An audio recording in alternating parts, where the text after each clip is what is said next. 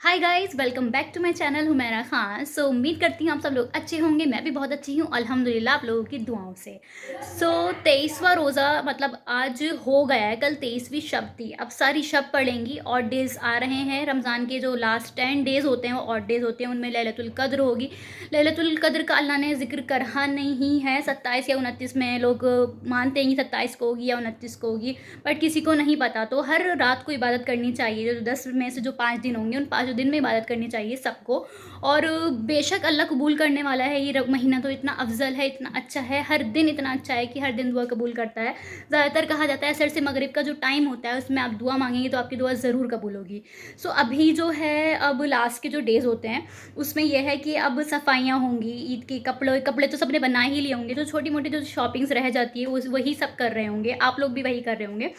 कपड़े तो मैंने भी बना लिए। कपड़े अभी नहीं दिखाऊंगी, ईद पे ही दिखाऊंगी, ईद के ब्लॉग में। अभी मुझे ज्वेलरी वगैरह लानी है, इयरिंग वगैरह मैं सोच रही हूँ कि ले आती हूँ। वही है कि ईद की शॉपिंग तो मैंने पहले से कर ही ली थी। तो थोड़ी बहुत जो थी वो भी अब हो गई है ऑलमोस्ट। बस अब ये है कि घर की सफाइयाँ वगैरह हो रही हैं। दोपहर में हम लोगों ने किचन की सफाई कर ली थी, अम्मी और मैंने और आरिश भाई ने मिलके। वही है कि किचन हो गया। पता नहीं कि मैं वही है बोल रही हूँ। तो किचन की सफाई हो गई है। अब घर की रूम्स की हो जाएंगी। और अभी जो है दिखाती हूँ मैं आपको। हम पर्दे धो रहे हैं अपने। ये रहे पर्दे, इस मशीन में धुल रहे हैं। ये हॉल का पूरा, हॉल के यहाँ पे पर्दे डले हुए थे पीछे की साइड। पूरा खाली खाली लग रहा है, रोशनी भी लग रही है। और ये दादी, कैसे दिखाऊं, ये दादी बैठी हैं पीछे। ये रही, ये बैठी हुई हैं। अभी कोई है नहीं घर में, सब लोग इशा की नमाज़ के लिए गए हुए हैं।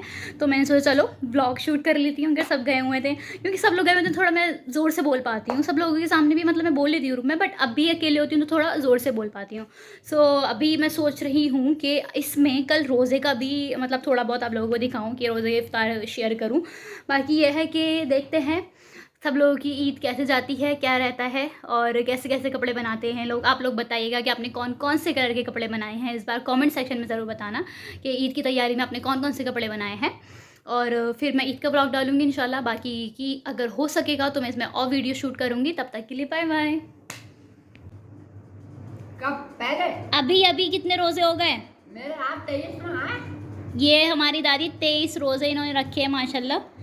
अल्लाह इनको तंदुरुस्ती दे और सेहत दे। मतलब इस उम्र में भी ये इतने सारे रोज़े कल रख रही 24 हैं। में रोजा। हाँ, ये देखिए गाइस क्या हो रहा है। जो जानता है वो समझ गया होगा, जिसके घर में ये होता है वो पहले ही समझ गया होगा। जो नहीं, जिसके घर में नहीं होता वो नहीं समझा होगा। ये सिवैयाँ निकल रही हैं सूजी की। सूजी का ऐसे थोड़ा थोड़ा आटा गूना जाता है और फिर ऐसे करके इसको निकाला जाता है। फिर इसको टांग दिया जाता है। फिर इसको थोड़ा सा सुखाने के बाद इसको रोस्ट करवाया जाता है। ये हमारे यहाँ ससुराल में ना घर में ही निकलती हैं। जैसे हम लोग क्या बाहर से आ जाती हैं ना पैकेट वाली, वो नहीं यूज़ होती यहाँ पे। और मेरे ख़्याल से हर घर में अलग तरीके की सेवइयाँ और शीर वगैरह बनती होंगी। यहाँ पे भी अलग तरीके की बनती हैं। तो ये सब ये आटा करके इससे अंदर करके इसको निकाल के सुखा लेते हैं। यहाँ मैं अपना ज्वेलरी बॉक्स निकाल के बैठी हूँ। मेरे पास कुछ ज़्यादा ज्वेलरी तो है नहीं, बस ये इयररिंग ही हैं, जो भी हैं बस यही हैं। मैं पहले पहनती नहीं थी ज्वेलरी, शादी के बाद बस थोड़ा बहुत पहनना शुरू करा है ये इयररिंग वगैरह। तो मैं अपने ईद के सूट के साथ के लिए इयररिंग देख रही थी कि शायद मेरे पास उस कलर के इयररिंग हो और मेरा काम हो जाए। क्यों मैं दूसरे कलर के मतलब एक कलर के दो दो इयररिंग लूँ। तो मुझे एक सूट के तो मतलब मुझे मिल गए थे, बट दूसरे के नहीं मिले थे। तो ये वाला जो इयररिंग है मुझे बहुत पसंद है। ये पिछले साल के हैं। आगे आएगी वीडियो, मैंने जहाँ से लिए थे उस शॉप की, मैं आपको आगे मैं बनाऊंगी वीडियोस में है तो आपको दिख जाएगी। बाकी ये पिंक वाले मैं देख रही थी, हाँ ये पिंक कलर चल जाएगा। तो मैं देखने चले गई अलमारी में, दुपट्टा मैंने निकाला, देखती हूँ कि दुपट्टे पे रखे कैसे लगते हैं। पहले मैंने सोचा कि पहले खुद ही चेक कर लूँ घर में, इससे पहले कि मतलब मैं बाहर जाऊँ और फिर कुछ लेकर ना हो इयररिंग वगैरह, और फिर मेरा टाइम भी वेस्ट हो और पता भी ना चल पाए। तो ये मेरा दुपट्टा था और ये मैंने रख के देखे थे इस पे इयररिंग। पीच सा कलर है ये और ये थोड़े पिंक से हैं, बट ये है कि चल रहे थे तो मैंने इस वजह से इस कलर के इयररिंग मतलब नहीं लिया और ये चला लिए इस पे।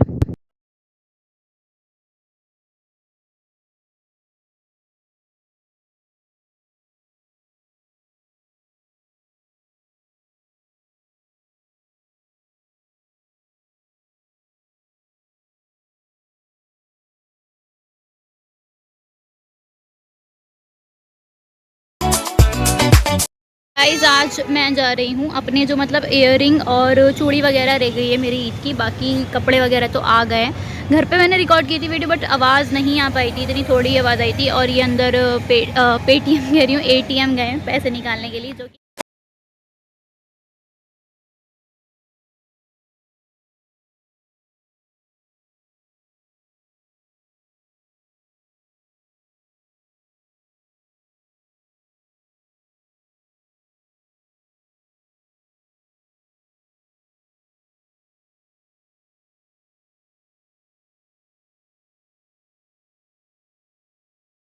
ऊपर ऊपर है ना जीना।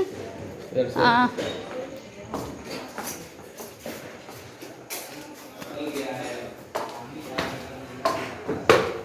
बंद ना हो गई हो।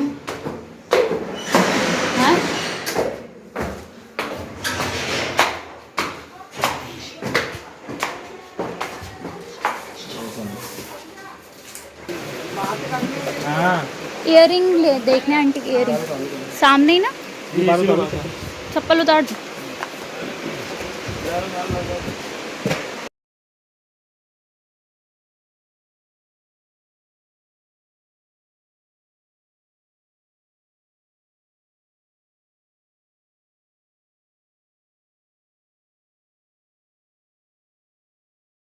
गाइज़ ये होल सेल की दुकान है, मतलब ज्वेलरी की होल सेल की शॉप है पूरी, एक तरह से गोडाउन टाइप का है।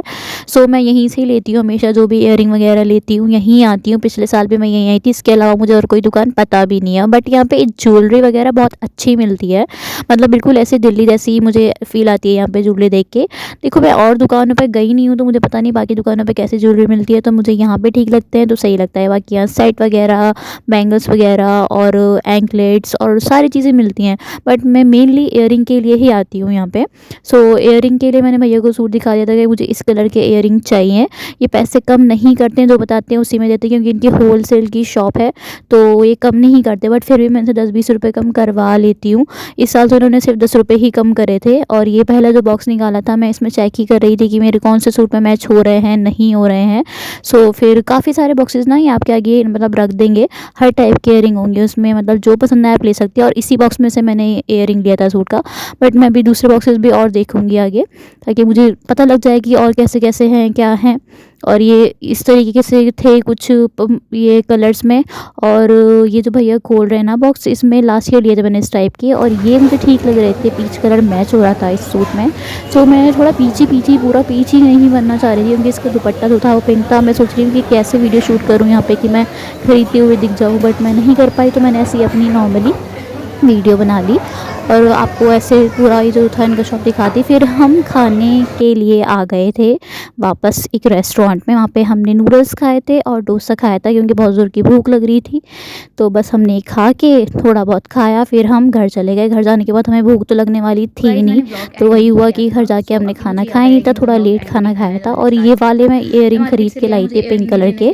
सो बताना आपके कैसे लग रहे हैं ये इयररिंग। और ये मुझे 190 रुपीज़ के पड़े थे, ये 200 के बताए थे, उन्होंने सिर्फ 10 रुपये कम करे और कम नहीं करे थे। मिल तो रही थी बट कलर नहीं था। दिल्ली में बहुत ज़्यादा कलर्स मतलब मिल रहे थे, और बाकी मुझे इतना मार्केट का यहाँ आइडिया है नहीं। और आज 25वीं शब है, सो सब दुआओं में याद रखिएगा। मैं भी बस नफिल पढ़ने ही जा रही थी, और बाकी और व्लॉग्स लाऊंगी आपके साथ, शेयर करूँगी ईद पे भी और बाकी डेज़ में भी।